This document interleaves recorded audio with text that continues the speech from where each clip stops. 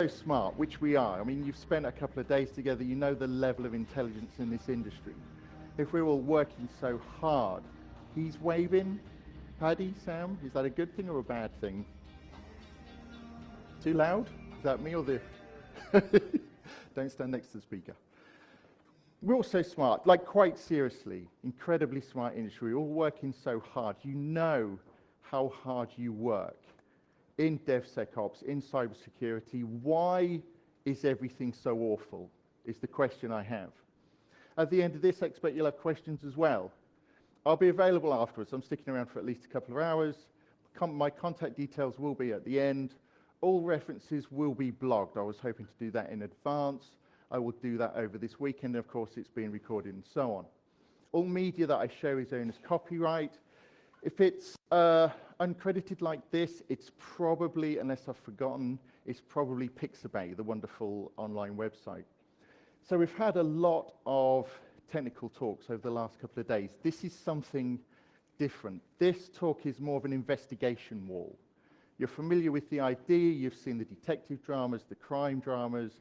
The detective, the investigator, has a lot of ideas, clip-ins, photographs, and long pieces of string, sometimes between them, trying to figure out the connection, trying to figure out the mystery. Like I say, why does everything feel so awful? You are, unfortunately, some of you are going home, none of you want to stay and listen to me all weekend. So this is a kind of part of that investigation wall, a few ideas. Some long connections stringing together, some connections I'll explain really quickly. And especially in this talk, as opposed to some of the great technical talks we've had, some seedlings. I've got half an idea, quarter of an idea, I'm not sure if it works, I'm not sure if it makes sense, I'm interested in what you think. The way to start figuring out this mystery, I've basically stolen some slides from John Kindervag, field CTO of Palo Alto, from his talk, Win the Cyber War with Zero Trust. Now, if you look at that talk, he describes the 4 levels of war, the 4 levels in which you think. Grand strategy, strategy, tactics, operations. As you see there, sort of overall, it's the ultimate goal, the big idea, the strategy of how you're going to achieve your ultimate goal, which is usually win the war, something like World War II. Tactics and operations, the things you use and the way you use them. With all due respect to the technical, tactical presenters we've had, and you tend to have in other cybersecurity and developer-orientated presentations, those are very tactical ways of thinking. They are very tactical solutions. I think what we're missing in this industry is strategy, is thinking at that strategic level. Now, I'm not sure about Zero Trust, but I like from this talk that he thinks about cybersecurity at a strategic level. He thinks about the big idea. How do we make the whole thing work? Now, to oversimplify incredibly quickly, the tactics we have in this industry for everything you do, system admin, being a developer, working in security operations, what do you do at the tactical level in your job? I would say the way you are good at your job, the way you are better at the job, the way you're ranked against everybody else is your individual level of skill. Something you hear in this industry a lot, which means different things to different people, is passion. It's all about long hours, you and your laptop. You're better than someone else because you spend longer doing it. You're better than someone else because you are better. That's it. You know more code. You can code faster. It's your individual level of skill and aptitude. Now, especially for the DevSecCon remix of this talk, to stretch an analogy may be too far. I'm interested in your feedback afterwards. Your processes, your automation as well, I would say is the same thing. It's about making your process absolutely as hard as it can be, absolutely as fast as it can be, the best automated process, the best Docker container, the best application standing on its own. So that is our tactical and therefore strategic approach to cybersecurity. Where has that got us? When I started doing versions of this talk 3 months ago, data breach statistics according to Breach Level Index, since 2013, that's almost 10 billion data records stolen. Looked at the website again a week or so ago, we're just over 14.5 billion records stolen. You look at a blog post by Rapid7 around April of this year, looking by CVEs. It's not quite exponential, but just more and more CVEs, and they described it as being by the heavy hitters, the same companies, the same kind of CVEs over and over again. You look at the World Economic Forum's Global Risk Report for 2018, so risks to civilization as a whole.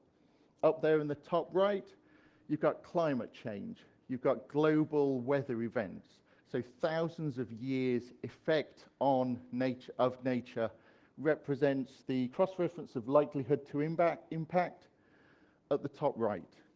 Cybersecurity, we've been around like 40, 50 years. We're there. So that's where head tactics have got us. Well done, everyone. So why? So I'll hide behind the podium when I say that. So, and this reminds me of something, that tactical approach. How can I be the best cybersecurity practitioner? It reminds me of this. They're at about 54, 55 feet. So we're going to work through the same drill, get into the same position. And from here, we're hitting the putt so solid. That's the biggest difference that I've seen.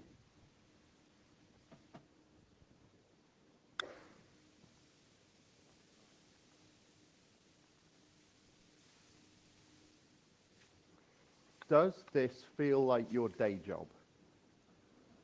The way we practice, like golf, it's you, your tool, it's the static environment. Be the best golfer you can be. When you play golf, it's essentially this, except there's some people watching. Your teammates are encouraging you but not helping. The field still stays static. Your teammates don't help you, the hole doesn't move. Your adversaries, the opposing team or the opposing player, is watching. And then they go and try to be the best golfer they can be. They're not going to move the hole. They're not going to try and start a weather storm. They're not going to attack you. They're not going to throw a golf ball at you. They're not going to throw a club at you, and so on. So doing like that is fine. You might be asking what's wrong with golf. There's nothing wrong with golf. There's no problem for training for golf if you're going to play golf.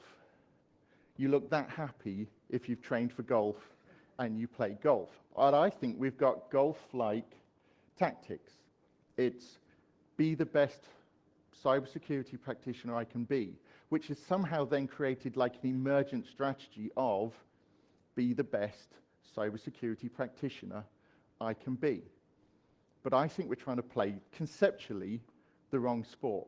Now, if anybody wants to stick around, the weekend long version of this presentation goes into a lot about analogical thinking and different comparisons and so on. But to justify that, I'll just use one example. TRIZ, which is an acronym for whatever's Russian for the theory of inventive problem solving. Invented in the 1950s by an inventor-stroke science fiction author in Soviet Russia, in, unfortunately, I think Stalin's gulags, where he looked at inventions and the problems they solved and the characteristics of those problems, and then he looked at the patterns in the solutions. So sort of conceptually, the kind of solution to solve a conceptual problem. And he looked with a sufficient level of abstraction, you can use other people's conceptual solutions to solve your problem. If someone needs twice as much power from a power source, but can't have that power source be twice as heavy, people will have solved that in other engineering disciplines. So you just look at the overall conceptual method they used, and then you use it yourself. Now, TRIZ is really complicated, to be honest. I've done a little bit of reading in the Wikipedia page. There's like 40 principles of TRIZ. It looks really interesting. I really like the idea of it as an engineering shortcut. But I also like the overall analogy.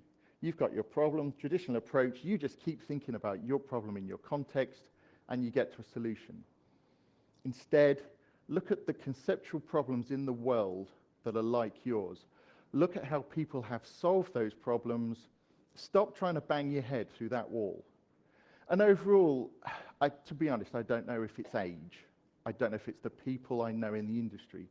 I think as an industry as a whole, we're what's called in, I think, management consultancy, business management, a strategic inflection point, We either keep trying to do what we're doing harder and harder and profit declines, or you change the way you work and things get better. But the way you're doing it just won't work anymore because the situation you're in has changed. Again, literally like I've read a couple of articles on a Wikipedia page. I think we need to jump from one S-curve to another. We put more and more effort and we get less and less out of it. We need a different way of thinking in this industry. Because if we were playing golf, we would look like that. It's a bit of an oversimplification. There's nuance to this argument, but in cybersecurity, we look like this. And also, again, stretching the analogy, our applications look like this. Our software looks like this. Our infrastructure looks like this. It's out on its own. Right, we've made you as hard as possible. That's it. Be the best golfer you can be independently. That's not the environment we're in. So think about what your processes go under. Think about what your infrastructure, the context your infrastructure is in, but also think about your day jobs. Think about the calls you've taken today, what was happening earlier this week, the size of your inbox you're looking forward to either on Saturday morning or Monday morning. Think about your colleagues, think about your managers. Also, think about your adversaries. I think your situation, our situation, looks, sounds, and feels much more like this. Come on, defense! Come on! Come on! Hey, party just began, baby! Hurry up! Hurry up! Hurry up! Gun flex right stack, 394 Dragon Smoke.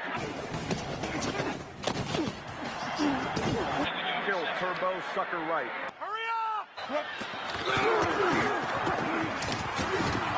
Gun flex right stack, 394 Dragon Smoke. Kill turbo sucker right. The Patriots dropped into coverage in this play. This is a form of a combination coverage. You have to be kidding me. That is impossible.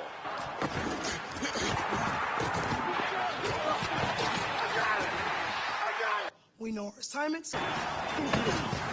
We know our alignments. We know our schemes. You tired? You tired? Hurry up! The only thing matters is a win. That's it. However, whatever it takes. Now, hopefully, I don't know, hopefully everybody's had a beer or two from downstairs, whatever. I realize this is a stretch, but also, I think I'm really onto something. Cybersecurity in general, the chaos of cybersecurity is a lot like American football, especially professional American football. Some of you, I don't know, with some of the lighting it's hard to tell, utterly incomprehensible from the outside. Talking to your relatives, talking to your non-technical friends. What we do makes conceptually absolutely no sense at all. You watch a game of American football, they all line up, they all wait, something happens, lots of people run into each other, I think maybe it's a fight, then they all stop. Then like entire teams seem to go off and come on. Makes absolutely no sense. Both are absolutely defined by their complexity. Also, something I don't have time to expand on, they're team games. The people you work with, the people you work against. It's something the way we practice completely misses. This is not golf. Also, it's fantastically highly specialized in both areas. That's why in American football, so many players go on and off the field. That's why the teams are so big. In our profession, it's the same way. There's specialization by situation and if you're attacking or defending with American football, whether your team has got the ball or not.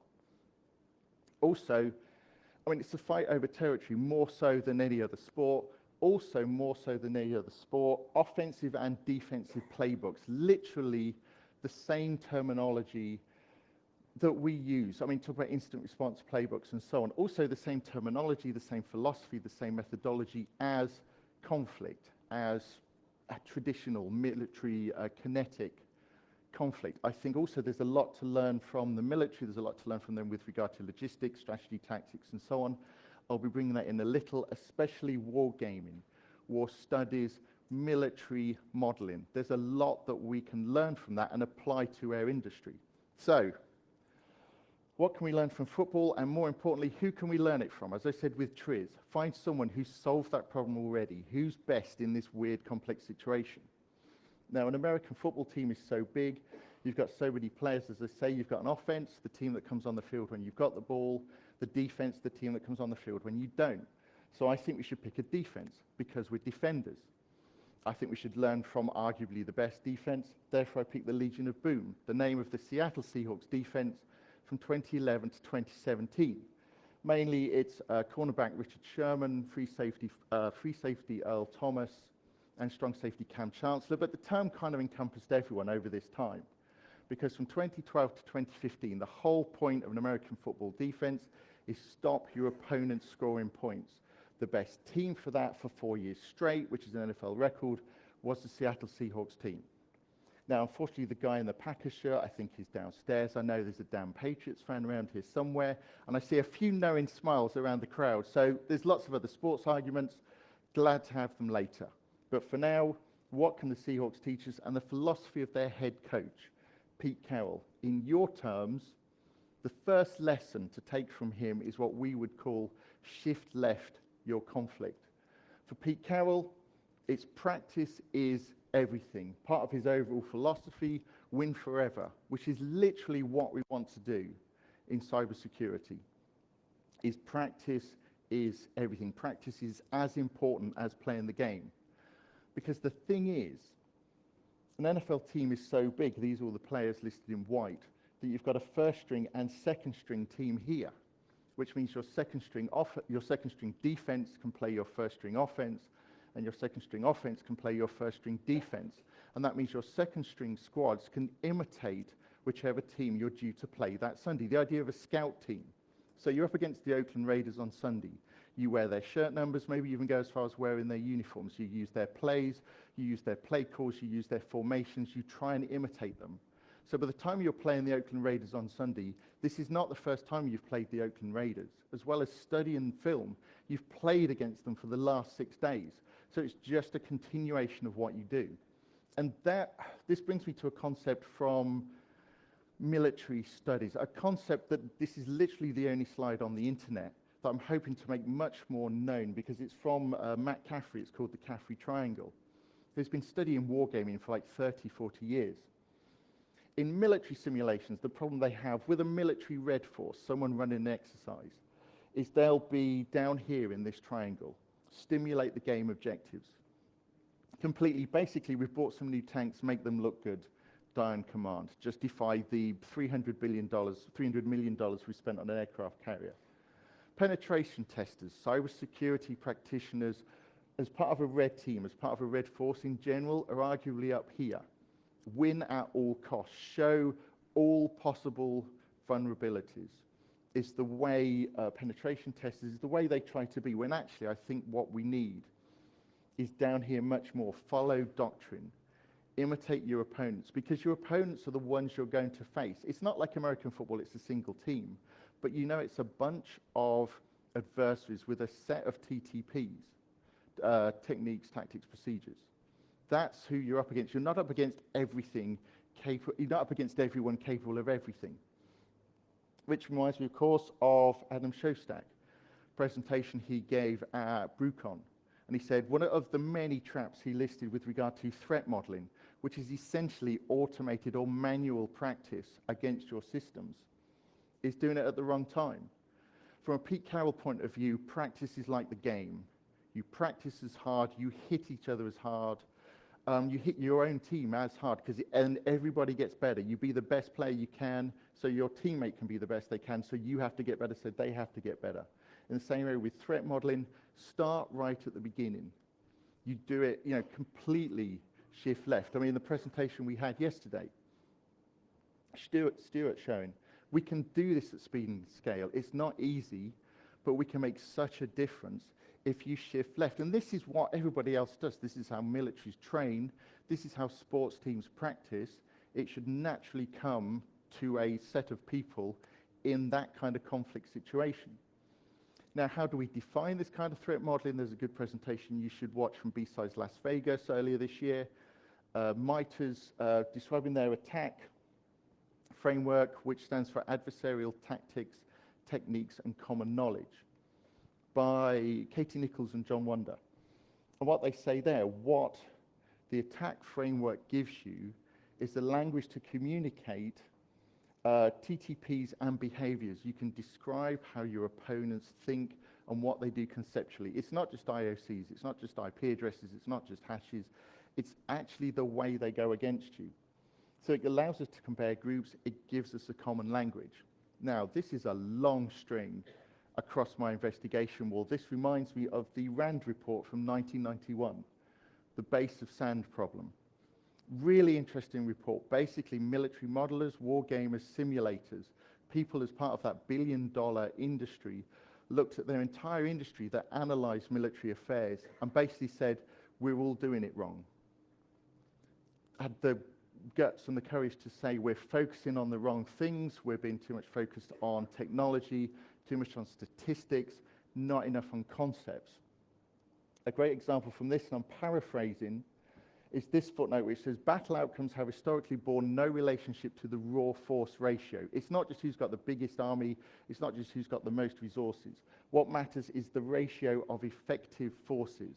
It's getting the right people in the right place. So another long string, Jeremiah Grossman tweeted about this earlier this year, the Kenner Security Report. Of all vulnerabilities as a percentage, 2% are being exploited. Why try and fix 100% of issues? I mean, as per the talk yesterday, why try and fix all the issues when only 2% are vulnerable? You're wasting, I mean, it doesn't quite match proportionally, but 98% of your resource effectively. This blog from Jeremiah, All These Vulnerabilities Rarely Matter, is a nice explanation of the thinking behind that. So that's something we need to learn, is practice is everything, shift left. I mean, and we've got so many people to discuss threat modeling with today. I think that is so important, and there's an analogy. Sports teams do it, and the most successful sports teams do it most effectively. That's what we need to do. Second lesson, eliminate the big play. Again, I don't know, maybe I'll try and run a workshop on this next year. I would love to explain to you the single high cover 3 that the Seahawks use and the 4 deep zone underneath and so on, and that philosophy. But I think it's a bit late. There's food and drink waiting downstairs. We don't have time. So all you need to know is that's the offense. San Francisco 49ers with the ball. This is the Legion of Boom, Seattle Seahawks defense. Traditionally, defense is focused on defensive personnel. The biggest players closest to your opponents, it makes sense. They're the ones that are going to hit them every play. They're the ones that are going to hit them first. What the Seahawks did, as well as the linebackers, was really focus on the defensive backs.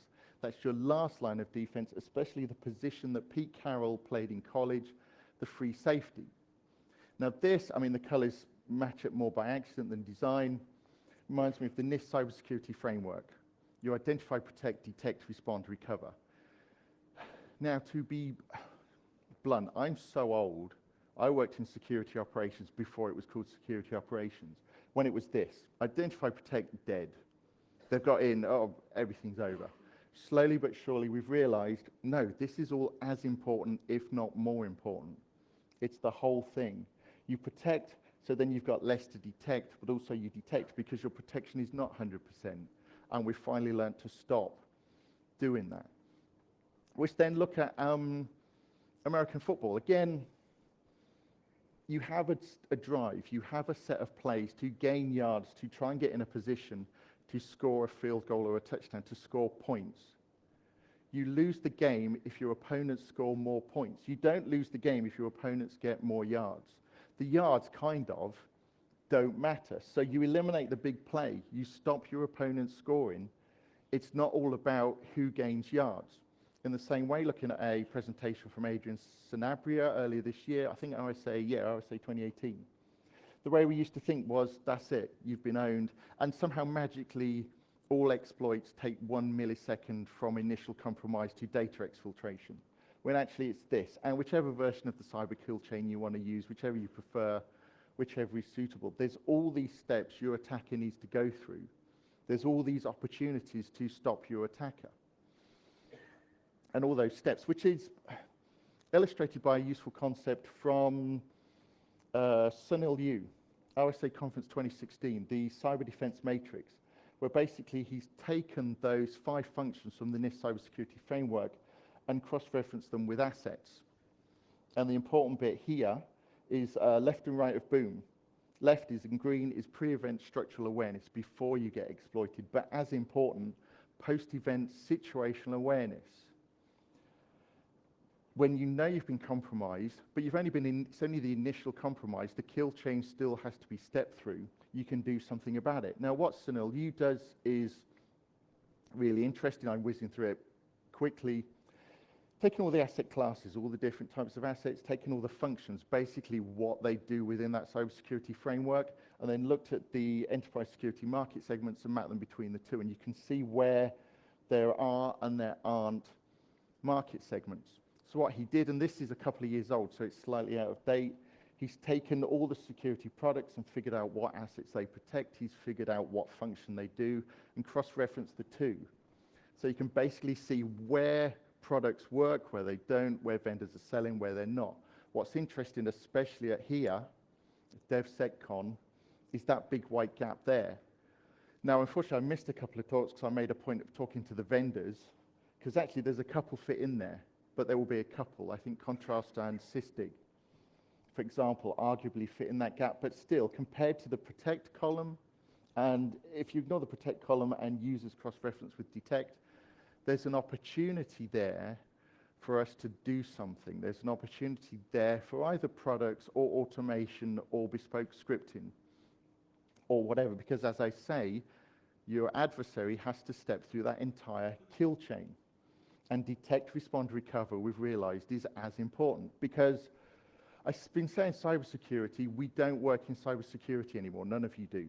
As per this slide, I've stolen from a semantic presentation because I don't pay for a Internet Security Foundation subscription. We all work in cyber resilience now. It's all about getting your systems back up to at least as good as the state they were. It's not just defend, defend, defend, and hope they don't breach, because then we completely fall over. Are you going to let them in? May I have your attention? Oh. May I have your attention, please? The public address and fire Is it not a real alarm? Shall I just keep going and try it out? Just speak really loudly? Okay, no, go for it. If you...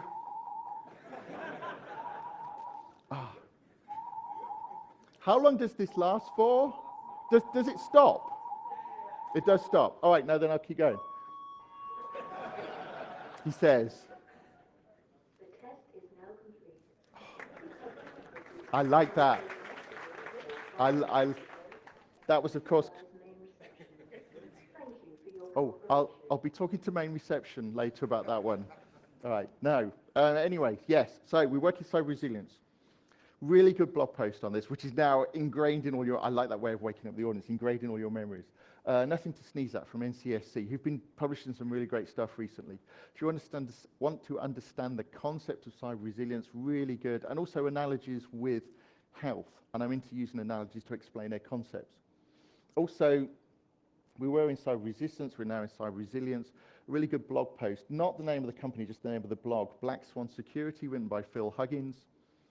Especially these three parts interest me, because you go from good cyber risk decisions as part of resistance, part of both is situational awareness, but for resilience, for recovery, it's all about the speed of decision making, which again, let's look at some military analysis, some war studies, another long piece of string across the investigation wall.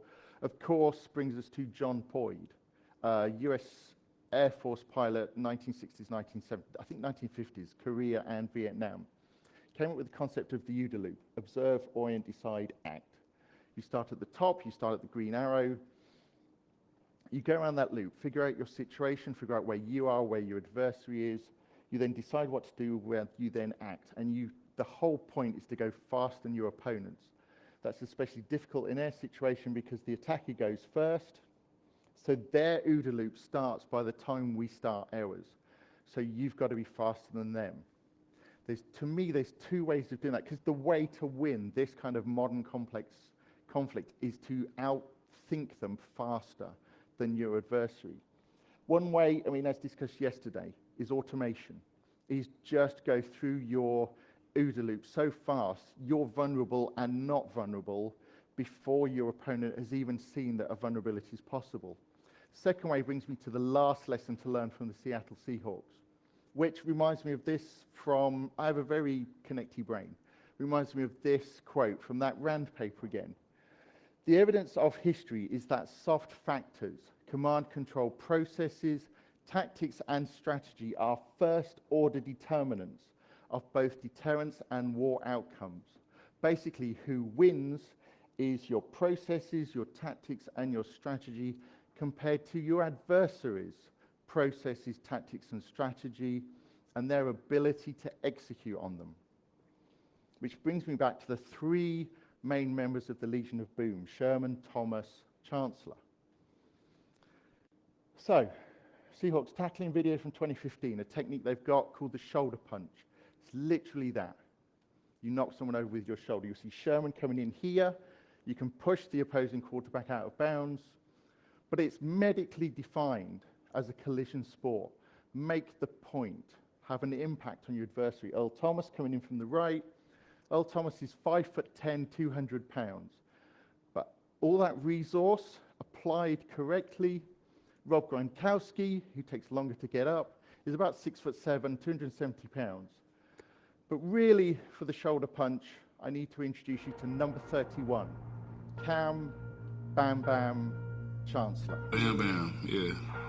I actually got it tattooed on my shoulders. I call it my stamps. So when I hit you, it's a stamp I'm putting on you. This is why. A breach is not an incident. It's not a fire. It's not a flood. It's not a natural disaster like an earthquake. A breach is an attack. An attack by an adversary with their own weaknesses. So, strong safety. Cam Chancellor was well known, was infamous for what was described as setting the tone of the game. It's a collision sport. Like it or not, it's a violent sport. You hit your opponent legally as hard as you can. It's a shoulder punch. You set the tone for the game. You want to try and gain yards against us. This is what happens. All day, baby! All day! All day! All day. As his colleague Richard Sherman said, he damages people's souls. And that's what I think we've lost on defense. This brings me to David Bianco's pyramid of pain. From your adversaries, you take away their IP addresses, whatever.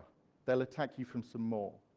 You spread their IP addresses at IOC against everyone else, fine. They'll just come at you from different IP addresses. Use something like the MITRE attack framework to understand and explain their TTPs.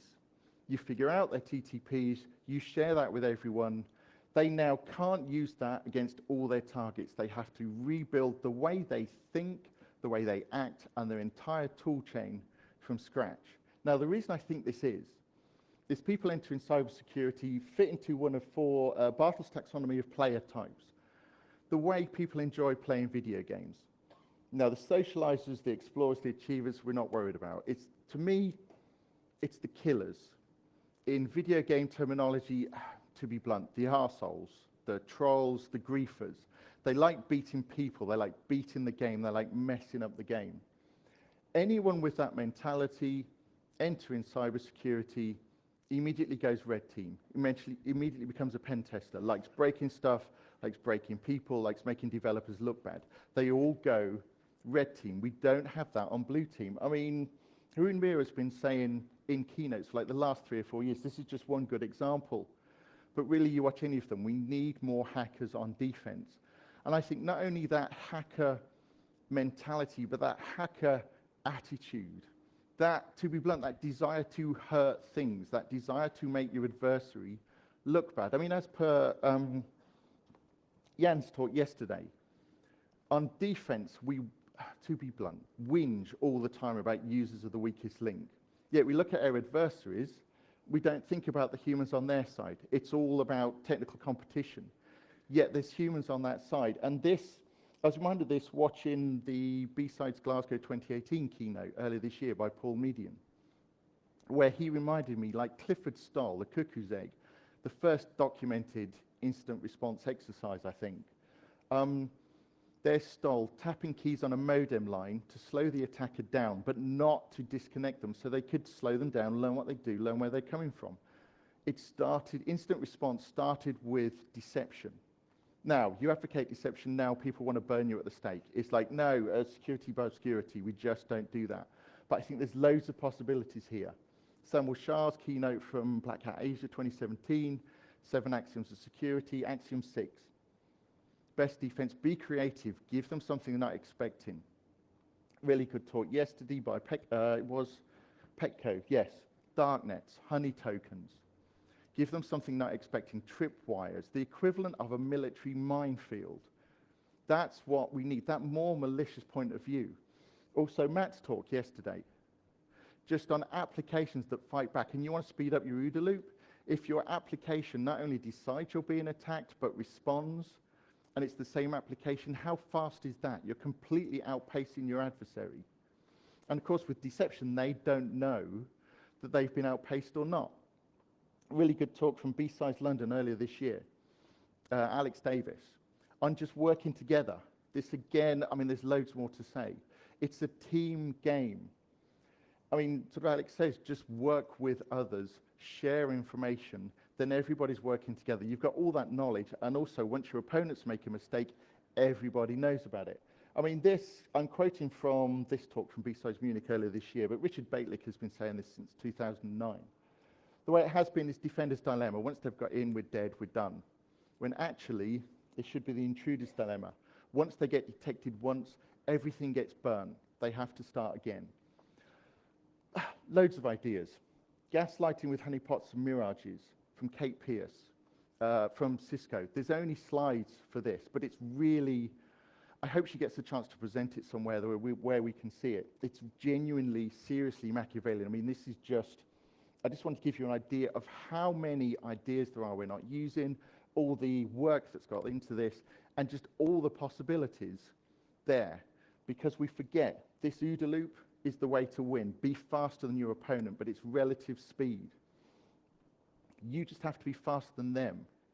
So if you can slow them down, hit your opponent. I mean, you're all in DevSecOps for a reason. You're all in DevOps for a reason. You know how painful it used to be in like waterfall. You know the most painful thing you go through is change control. When everything slows down, force your adversaries to implement ITIL. Right, if you make one mistake with your code, your entire attack in 10 organizations just goes. Make it that bad when adversaries make a mistake. So many more ideas. Red Pill of Resilience, Kelly Shortridge, Countermeasure 2017, Chaos Monkey, part of the Simian Army from Netflix. If you've got a really resilient network, let out the Chaos Monkeys. Your opponent's C2, and I see Nick there, the C2 writer. Yeah, your C2 network has to be as resilient as the network you're attacking. Otherwise, just the terrain is such a mess. How does that C2 keep going? And like I say, all these references will be up. If you watch just one presentation that I've referred to, Sunil Yu, RSA 2017, Solving Cybersecurity in the Next 5 Years. Basically, you'll be pleased to hear from someone I'm really impressed with and really think you should watch. You see there at the bottom right, DevSecOps is the answer, because you've got control of the terrain.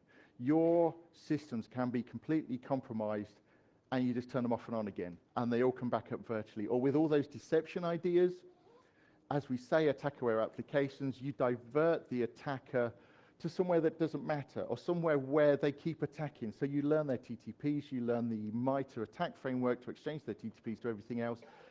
It's, in sports terms, it's such a home field advantage. But as with this, I can't sell you like the OODA Loop 9000 to make this work. As per a slide I've stolen, hopefully it's okay, from Fraser, it's not a blinky box you can buy, install, and ignore. This is something you have to do, and it's something you have to keep doing. But it's a strategy. It's a concept. It's not a technical, tactical solution. It's a way of thinking. I should say a new way of thinking, but the stuff I've heard this weekend from various speakers. But you've done this before. You've adopted different concepts. You've adopted different cultures. This is something else I think we can all do, and I would argue something we have to do, because we're all really smart, we're all working really hard, and yet I've given a cybersecurity presentation, I've mentioned warfare, so I really should include a Sun Tzu quote. The way it feels is this quote: strategy without tactics is the slowest route to victory.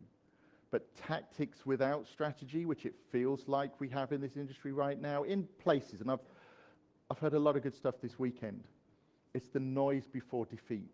And that noise before defeat phrase really sticks with me. So the lessons, use others, just from all sorts of different areas. Practice is everything, as we've discussed threat modeling. Eliminate the big play. It's okay to be breached as long as you're not fully compromised. React to that really quickly. Like we said, attack-aware applications. Out-hit your opponent. Just be, I don't know, cyber shoulder punch or something. Slow your opponents down. Make them so afraid they're going to mess up at every single action that their processes slow right down. Or maybe I'm wrong, some fun videos, some nice analogies, but this isn't going anywhere. Maybe they don't know about DevSecOps. Or we can keep trying to play golf in a game of American football. Yeah, golf. Good ball. Golf.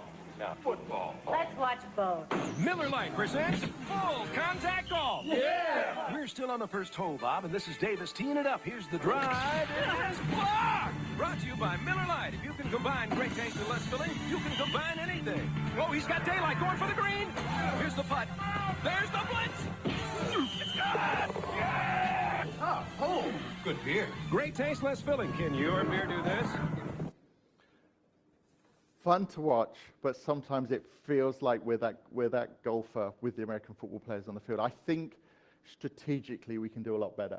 But I've given you a glimpse to my investigation wall. It's definitely full there. I know there's some incredibly long pieces of string across it. I'm around for at least a couple of hours to discuss it. I welcome your feedback, as long as it's constructive, good or bad. I'm really interested in conceptually, I mean, as are you, being at DevSecCon, conceptually, how we can make a difference, how we can start winning the game we're in. So thank you very much for your time.